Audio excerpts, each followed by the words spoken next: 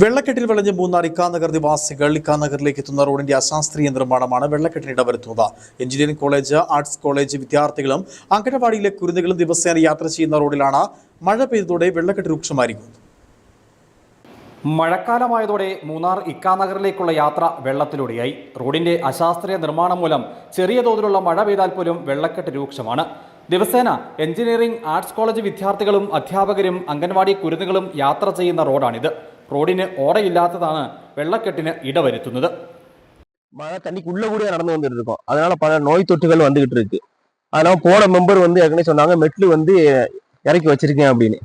இந்த அங்கன்வாடி பக்கத்துல ஒரு லோடு மெட்லு இருந்துச்சு. இப்போ அந்த மெட்லு எங்க போச்சுன்னு யாருக்கும் தெரியல. இந்த ரோடுக்குள்ள அவஸ்தை இப்படி இருக்கு. இந்த வீட்டுக்காரங்களுக்கும் கஷ்டம். பொழுதோட தண்ணி அங்க தேங்கி இருக்கிறதுனால இந்த வீட்டுக்கும் சேஃப்டி கிடையாது.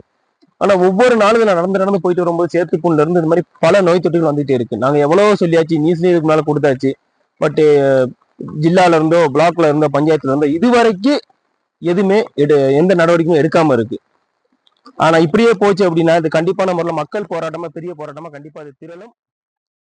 മഴ ശക്തമായാൽ റോഡിന് സമീപത്തുള്ള വീട്ടിലേക്ക് വെള്ളം കയറുന്ന സ്ഥിതിയാണ്. റോഡിന്റെ ശോചനീയാവസ്ഥ ചൂണ്ടിക്കാട്ടി പഞ്ചായത്തിലും മെമ്പർമാർക്കും പരാതി നൽകിയെങ്കിലും വെള്ളക്കെട്ട് നീക്കുന്നതിനുള്ള നടപടികൾ ഉണ്ടായിട്ടില്ല.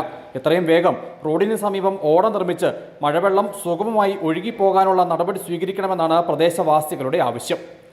News bureau, Adimali.